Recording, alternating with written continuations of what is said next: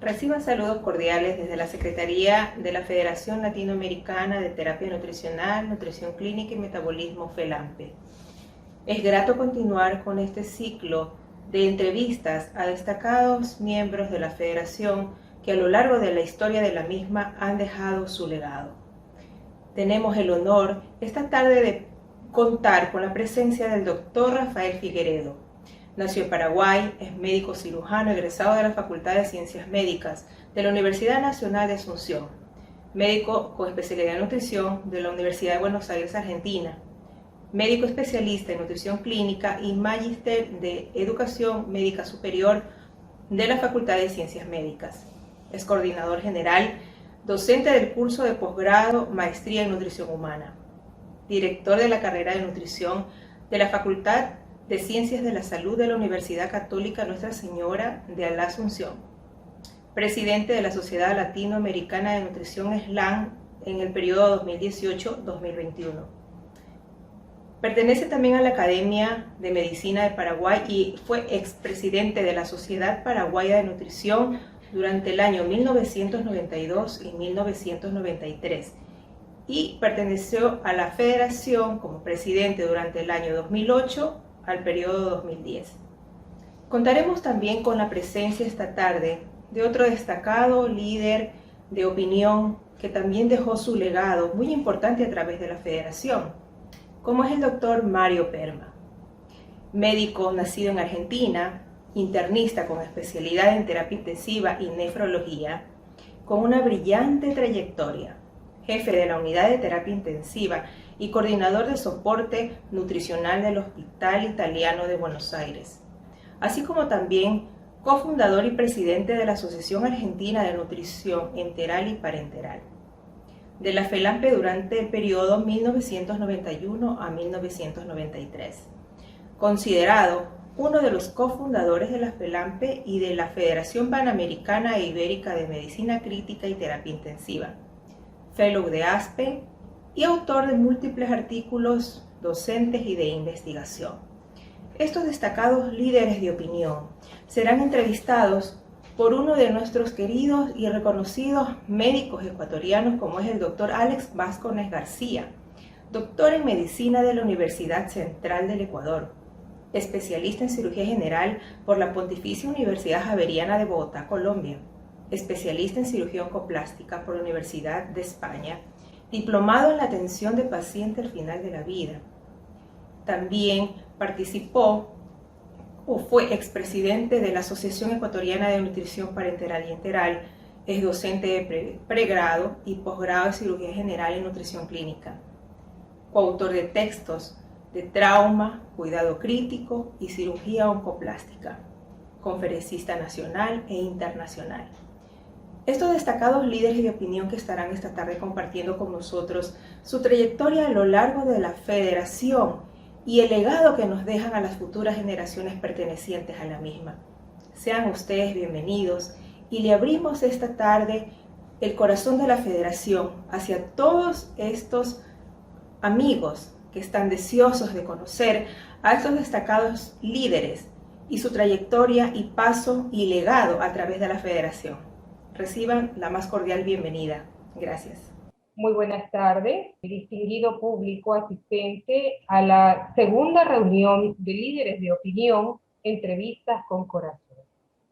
Hoy en la tarde nos acompañan distinguidos profesionales, el doctor Mario Perman, PAS presidente de FELAMPE, el doctor Rafael Figueredo, PAS presidente de FELAMPE, y quien conducirá la entrevista, el doctor Alex Vázquez García, quien es PAS presidente de la Sociedad Ecuatoriana de Nutrición.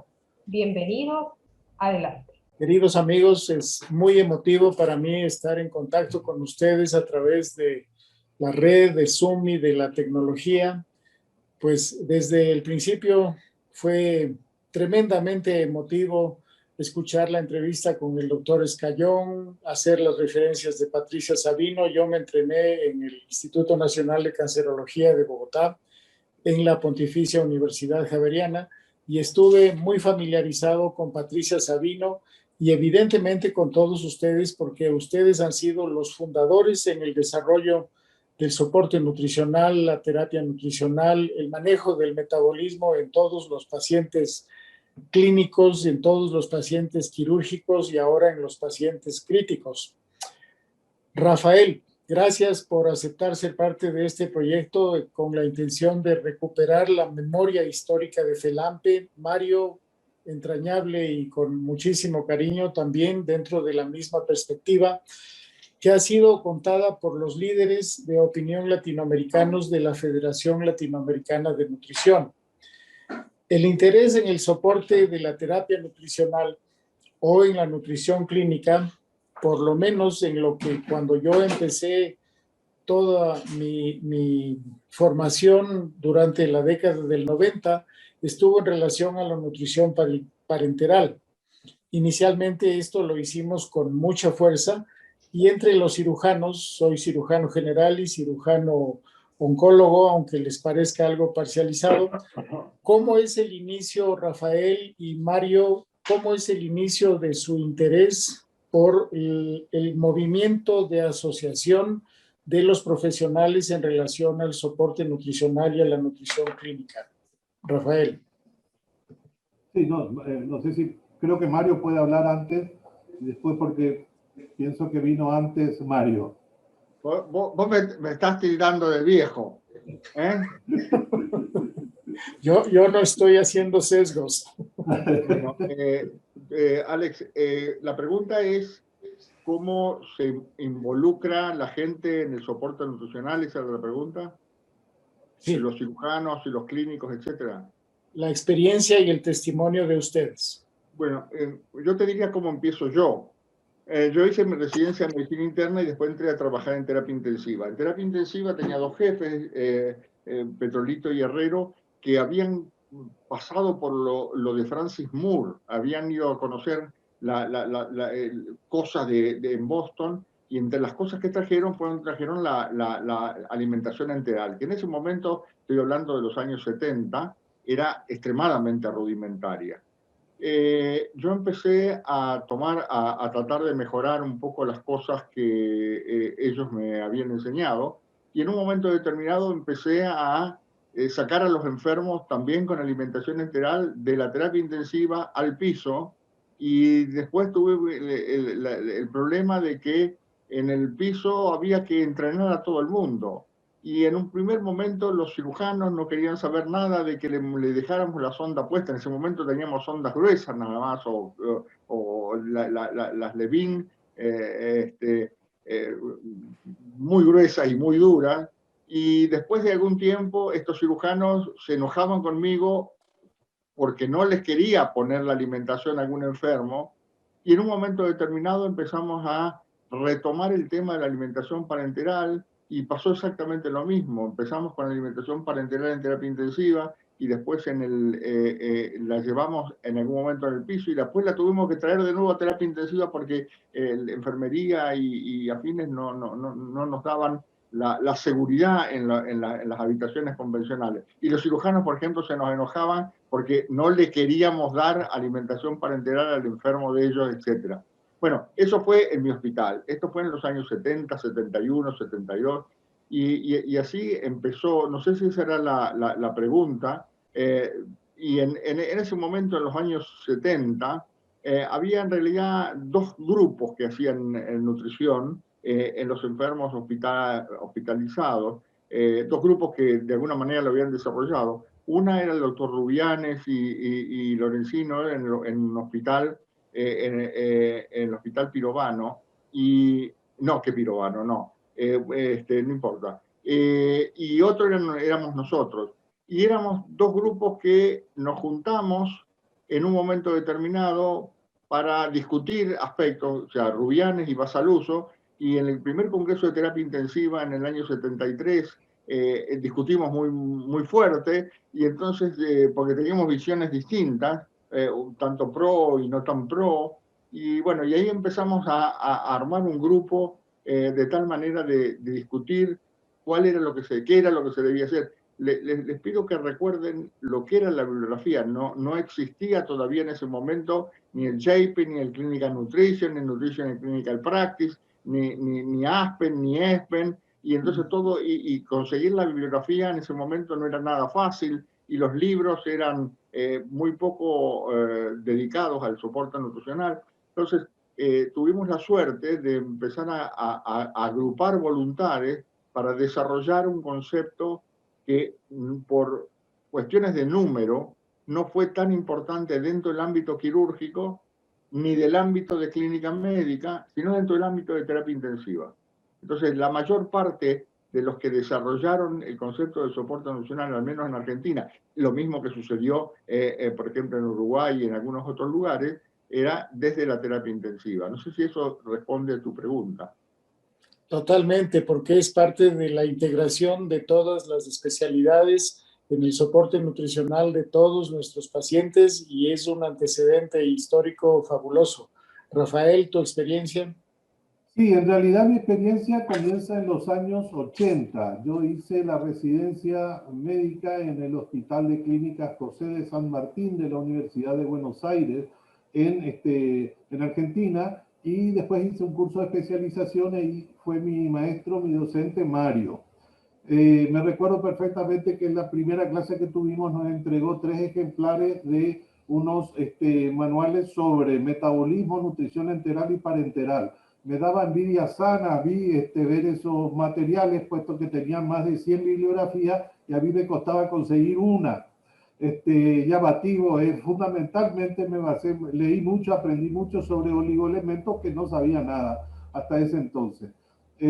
Cuando volví a Paraguay, ya que preguntabas por qué los cirujanos que empezaron a trabajar en eso, el primer trabajo de nutrición enteral publicado con Joy Fantus de Brasil fue de un cirujano que se llama Peter Ruiz Díaz o Pedro Ruiz Díaz y que sigue trabajando hoy en día en Paraguay. El primer trabajo de nutrición enteral fue de un intensivista que es León Ibarra, que lastimosamente ya no está con nosotros. Ellos hicieron los primeros trabajos. Yo llegué y me fui al Hospital de Clínicas de la Universidad Nacional de Asunción y ahí empezamos los primeros trabajos que presentamos. Seguramente yo volví en el año 89, creo que el primer trabajo fue presentado en el segundo Congreso de FELAMPE que se realizó en San Paulo en el año 89, en septiembre del año 89. Eran trabajos sobre evaluación nutricional. Recién allá por el 92, cuando hicimos las primeras jornadas que tuvieron Carlos González Infantinos y Mario Perman como expertos extranjeros en el año 92, ahí habíamos presentado trabajos sobre ya implementación de la nutrición enteral. Con la parenteral todavía teníamos tiempo, estábamos trabajando para implementarlo. Nos llevó muchos años fortalecer esa parte. Prácticamente toda la década del 90 trabajamos en ese sentido. Totalmente de acuerdo. Yo empecé mi formación en Bogotá en 1995 y durante el 1995 y 1996 hicimos algunos estudios de investigación sobre el uso de catéteres subclavios que eran provistos por la industria farmacéutica. Y yo hice una de mis primeras rotaciones, quizás una de las más intensas en gastroenterología quirúrgica oncológica en Bogotá, con Andrés Muñoz, con el doctor Mora y evidentemente con la permanente iluminación de Sonia Echeverry, que siempre estuvo interesada en la integración clínica y quirúrgica del soporte nutricional. Les digo que esto es muy emotivo porque yo recibí un reconocimiento de distinción como residente de cirugía general y Patricia Sabino me dio una beca para asistir a un congreso en Cartagena de la Sociedad Panamericana de Trauma, precisamente presentando un documento sobre complicaciones de soporte nutricional parenteral y accesos subclavios en pacientes politraumatizados. En el coletazo de la época, luego de la caída de los carteles del narcotráfico en Colombia, pues teníamos un volumen de pacientes traumatizados por arma de fuego y por arma cortopunzante muy importante. Yo llegué el momento en el que ya había madurado completamente todo el interés de la integración de las especialidades. Mario, ¿cómo fue el entusiasta desarrollo de la asociación para fundar y desarrollar la Federación Latinoamericana de Nutrición Parenteral y Enteral? Mira, vamos a pasar casi una década del desarrollo de la Asociación Argentina de Nutrición Integral y Parenteral, en el cual desde el primer momento fue multidisciplinaria, donde hubo clínicos, intensivistas, cirujanos, enfermeras y nutricionistas. Yo había tenido la experiencia de conformar, de participar en el inicio de la Federación Panamericana Ibérica de Terapia Intensiva en 1979 en la Ciudad de México. Bueno, y que había tenido una serie de inconvenientes y problemas, pero esa asociación, esa federación, perdón, creció bastante bien y creció después de algunas dificultades. Fue una experiencia interesante, participé en la creación de los estatutos, etc. Y entonces no tenía ninguna duda de que una federación era mejor que una asociación tipo ASPEN o ESPEN, que en ese momento ya estaban activas. Recuerdo, por ejemplo, que en el año 79 apareció del ASPEN la primera revista JPEN, etcétera, etcétera. Entonces, en el grupo de cirujanos, en la FELAC propiamente dicha, en la Federación Latinoamericana de Cirugía, había una intención de formar un capítulo nutricional. Y esto yo había trabajado en Quito y había trabajado después también en Bogotá, y el siguiente congreso era en Buenos Aires. Y bueno, estaba ahí Jaime Cayón, estaba Eduardo Suillón, estaba Joel Faintuch. Y la idea que tenían ellos era de tratar de reproducir asociación directa, ¿cierto? Que a la sociedad FELAC le interesaba también porque eran socios aportantes, ¿no es cierto? Si había otros, pero de cualquier manera no interesaba la multidisciplina, porque incluso en algunas federaciones la multidisciplina era no aceptada, ¿no es cierto? Porque, por ejemplo, en Argentina la Asociación de Terapia Intensiva y ANEP nunca fue aceptada en la Academia Nacional de Medicina, en la Academia de Medicina, porque era multidisciplinaria. Bueno, lo concreto es que en el siguiente congreso en Buenos Aires tuve la suerte de poder convocar a todo el grupo de los que estaban en Buenos Aires, de los que habían estado interesados en esto en Quito y en Bogotá, y les propuse y les di una serie de argumentaciones como para armar una federación en vez de una asociación o un capítulo de la FELAC. Y el convencimiento, porque la mayor dificultad para aceptar el criterio era de que cómo íbamos a armar una asociación multinacional sin dinero, cómo íbamos a hacer las actividades sin tener un respaldo de una asociación madre. Entonces, en ese momento tenía yo muy buena relación con quien había sido mi colega en la creación de la Federación Panamericana Ibérica de Venezuela, y con quien era uno de los coordinadores presidentes del Congreso también, que era, ¿cómo se llama? Que va a estar con, me sale el nombre ahora, Eduardo Suillón.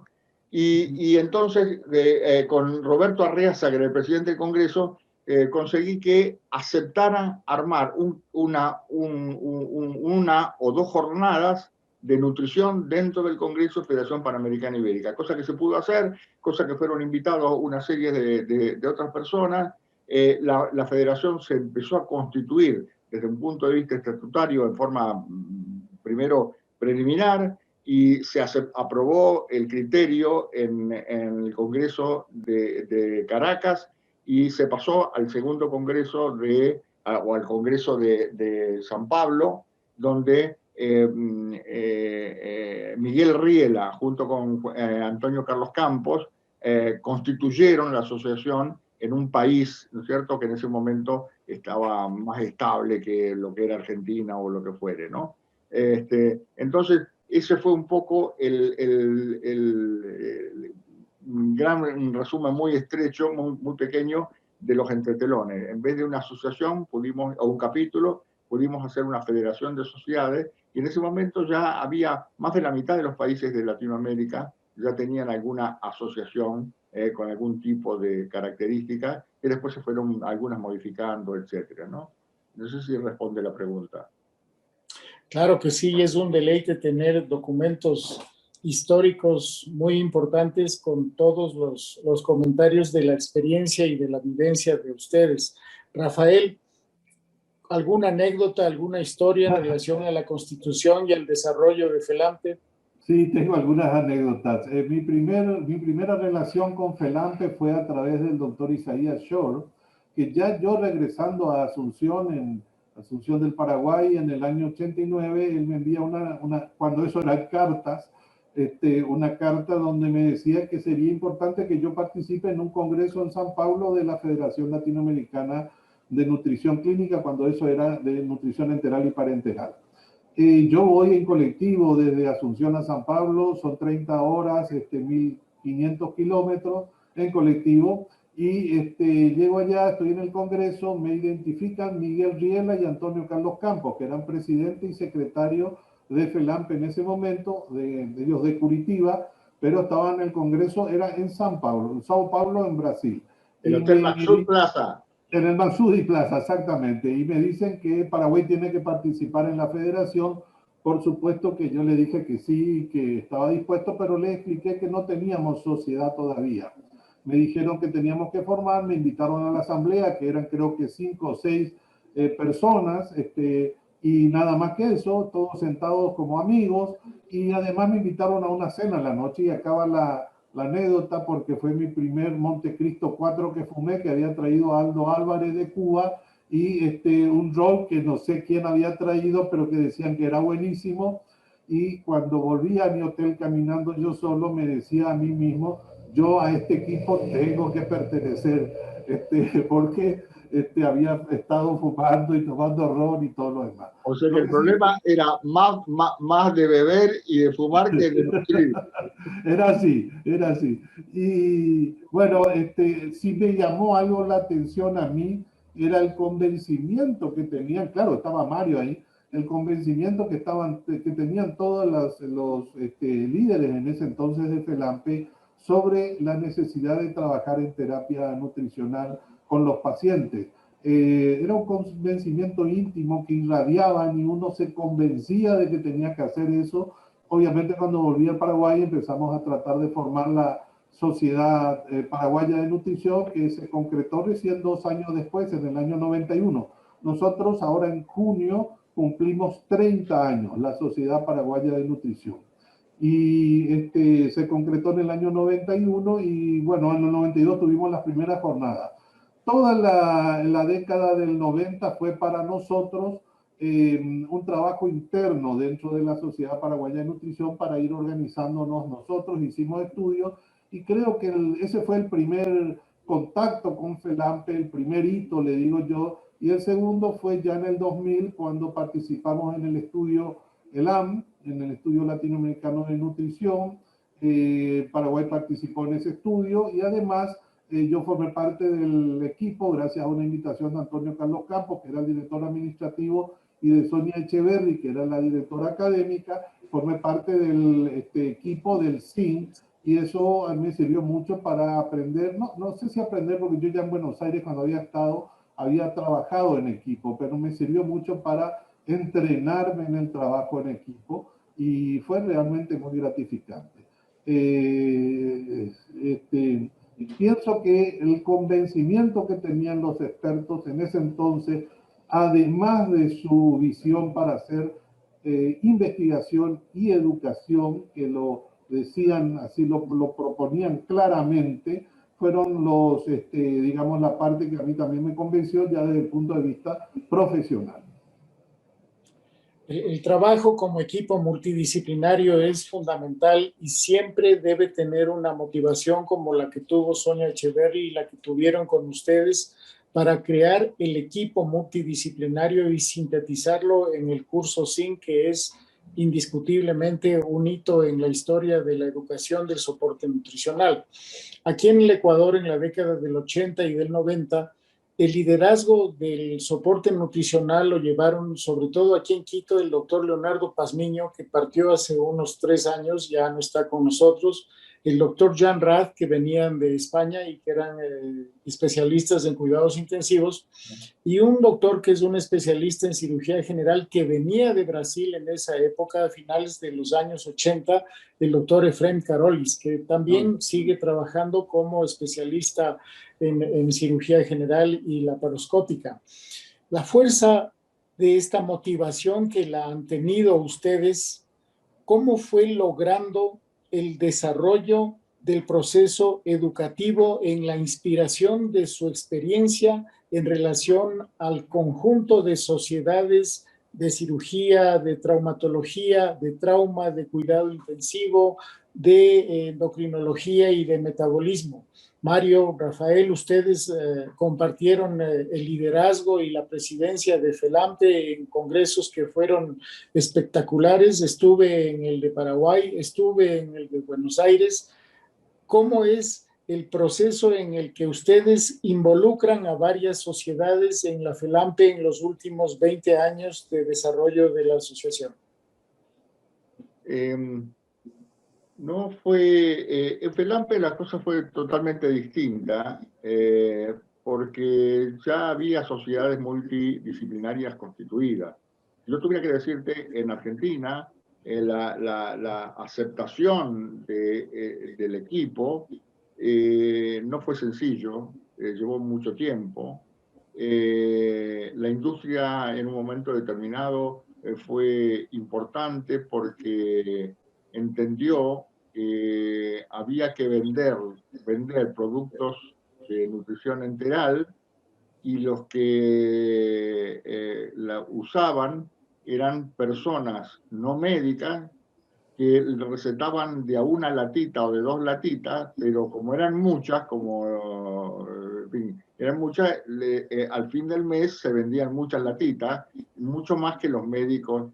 Entonces, hubo muchos factores de integración sin querer. En un momento determinado, la enfermería empezó a caer por su propio peso. O sea, yo no podía sacar los enfermos de terapia intensiva con bolsas de alimentación parenteral, y esas bolsas de alimentación parenteral ya habían costado un montón convencer. Yo me había entrenado en Estados Unidos y fui entrenado a entrenar a los farmacéuticos para armar las bolsas de nutrición parenteral en la campana de flujo laminar, pero los farmacéuticos se resistían porque era encerrarse durante un tiempo, vestirse, etc. Pero poco a poco lo fueron haciendo, y en un momento determinado tuvimos que incorporar a alguien de enfermería casi obligatoriamente, porque fue la única manera de lograr poder sacar a los enfermos de terapia intensiva con alimentación parenteral para mandarlos a las habitaciones convencionales y que entrenaran el resto de las enfermerías para disminuir la incidencia, para evitar las infecciones de catéter, etc. Entonces, eso se fue dando en forma, razones, motivos múltiples, ¿no? Lo importante era que la ANEP, la Asociación Argentina, nace multidisciplinaria, nace por obligación multidisciplinaria. Lo mismo había pasado con la terapia intensiva, insisto, en que no fuimos aceptados dentro de la Academia de Medicina por ser una sociedad multidisciplinaria. Pero bueno, hubo que definir si queríamos ser miembros de la Academia de Medicina o miembros de o una asociación multidisciplinaria, y en el caso de tanto de las dos especialidades lo resolvimos de esa manera. Entonces, cuando se constituye la FELAMPE, ya había algunas asociaciones que no eran multidisciplinarias y que resultaba difícil, según una de ellas era Chile, por ejemplo, y que resultaba difícil resolverlo, y algunas otras en que fue relativamente sencillo, o que también nacieron multidisciplinarias, como Brasil, digamos, por dar la de mayor volumen e importancia regional, ¿no? Entonces, insisto, en FELAMPE predominó en el estatuto el criterio de la multidisciplinaridad, y poco a poco las asociaciones se fueron constituyendo. Tengo entendido que queda alguna pequeña agujerito en algún lugar que hay que terminar de resolver, pero bueno, pero en términos generales se fue dando un proceso más sencillo que en sociedades como la nuestra, o como algunas otras de Latinoamérica, ¿no? Rafael. Sí, pienso que también el crecimiento de la nutrición y el crecimiento hacia otras especialidades tuvo que ver con la industria, como dice Mario. También pienso que en la década, a fines de la década del 90, el curso TNT ha sido una herramienta que se ha utilizado para que atraer a otras especialidades a la terapia nutricional. Y ha funcionado muy bien, a nosotros nos ha funcionado muy bien. A partir ya del 2000, 2001, el curso SIN también, y ahí entra lo de multidisciplinario e interdisciplinario que dice Mario. Pero fundamentalmente ha sido un fuerte apoyo de la industria y además un trabajo en educación a través de los cursos de FELAMPE, fundamentalmente el TNT, que nos permitió contactar con cirujanos y con intensivistas. Bueno, yo no tengo ninguna duda del valor del TNT y del zinc, pero nosotros hicimos muchísimo en el tiempo, muchísimo más actividades desde la asociación nuestra, de la ANEP, sumando horas, digamos, mucho más para multidisciplina, con trauma, con neurocirugía, con oncología, con cirugía general, etcétera, etcétera, ¿no? O sea, una actividad permanente, no solamente en los congresos, sino durante todo el año, armando reuniones, reuniones bilaterales, y bueno, no les digo que tuvimos éxito inmediato, ni muchísimo menos, pero uno va dejando una semillita que crecen lentas, ¿no es cierto? Pero crecen, ¿no? Y en este momento, bueno, ya hay disciplinas que florecieron, por decirlo de alguna manera, en conceptos o criterios nutricionales, ¿no? En la aceptación de que alguien les maneje, ya sea una nutricionista, una licenciada en nutrición, o un médico, o quien esté a cargo de algún aporte nutricional a los enfermos, ya sean oncológicos, quirúrgicos, etcétera, ¿no? Que manejan ellos en forma, en algunos casos, discúlpame, dictatorialmente, ¿no? Muy bien, pues es impresionante la trayectoria de educación, de docencia y de formación y también de representatividad en el gremio y en este gremio multidisciplinario como es la Federación. Yo tengo personalmente la sensación durante toda esta pandemia que una de las pocas disciplinas que ha venido educando, instruyendo y formando continuamente a los profesionales de salud para enfrentar una condición como la de la pandemia por el coronavirus, es la de los especialistas y de los profesionales que trabajamos en soporte nutricional y en nutrición clínica.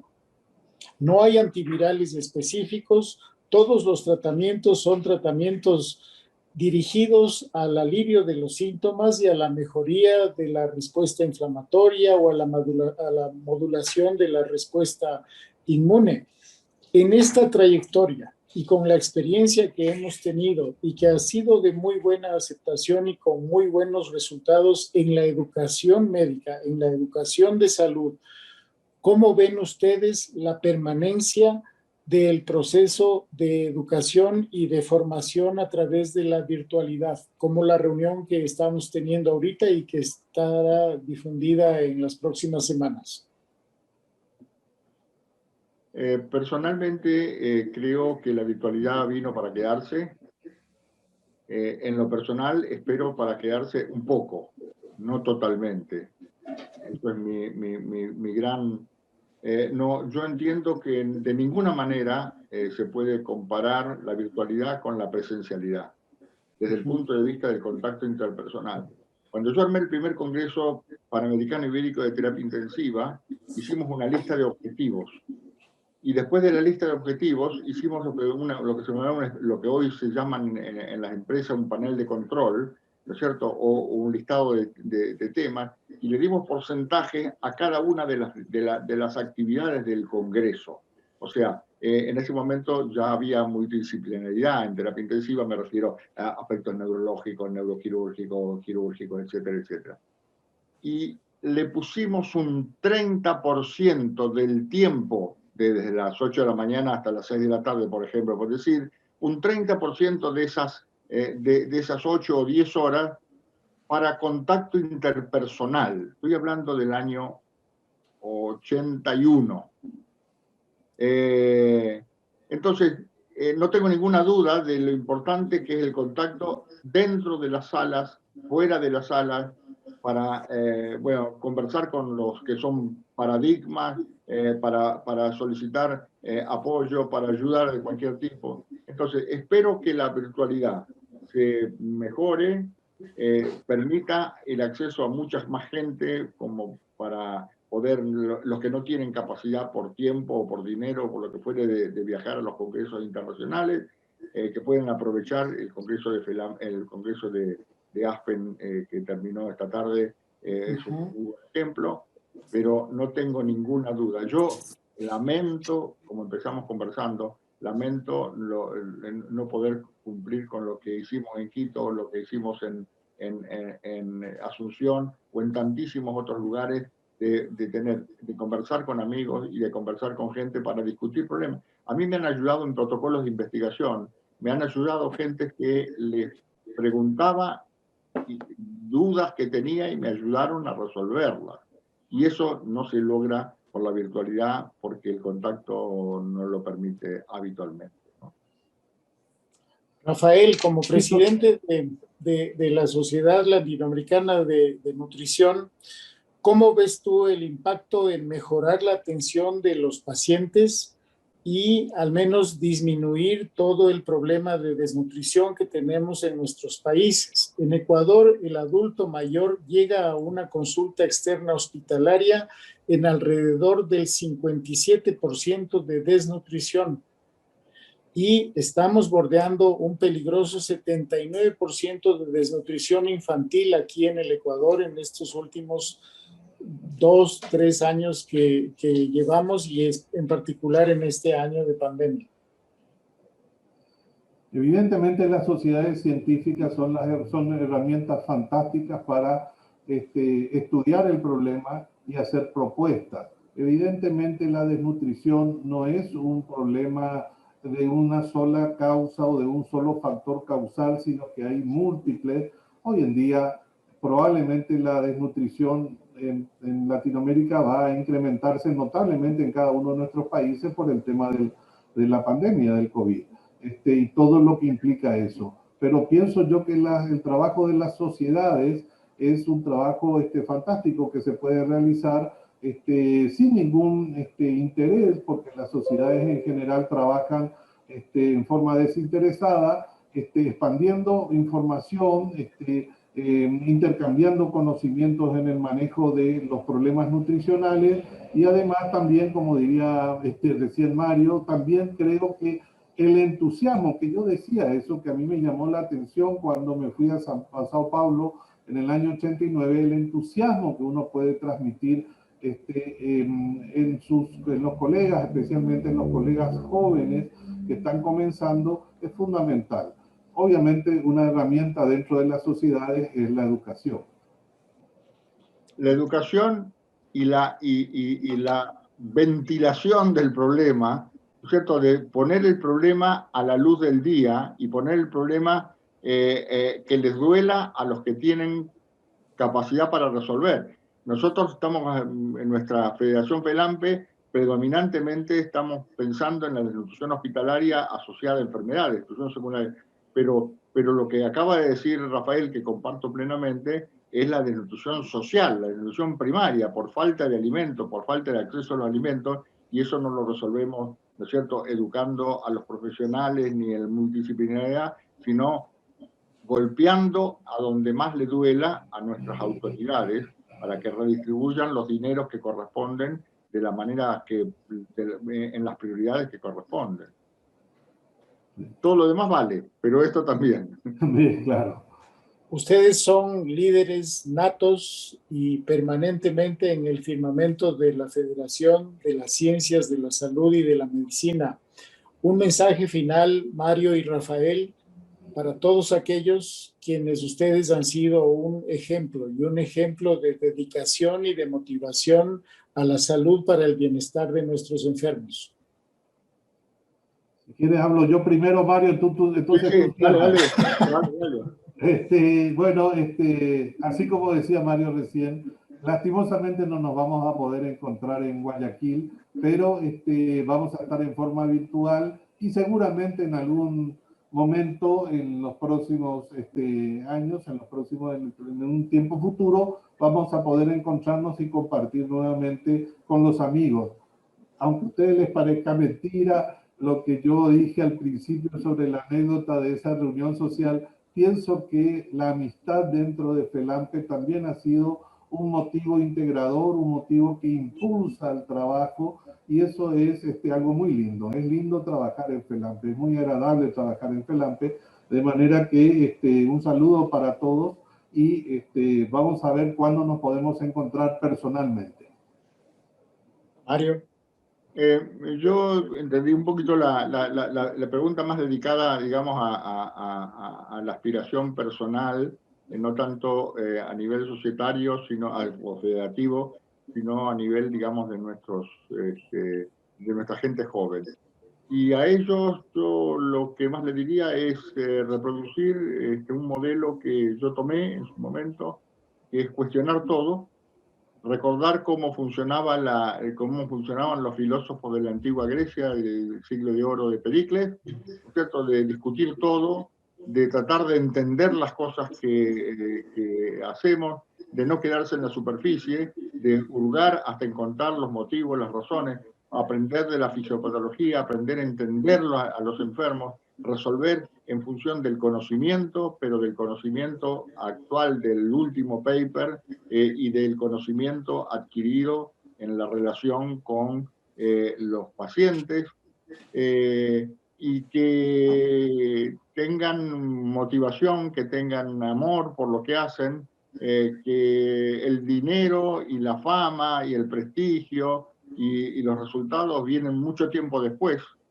Y eso, bueno, lo podemos ver tanto a nivel interpersonal, de los grupos de hospitalarios, y que he visto tantos crecer, ¿no es cierto?, y convertirse en grupos importantes y liderar aspectos de la medicina, pero también en las asociaciones y las federaciones.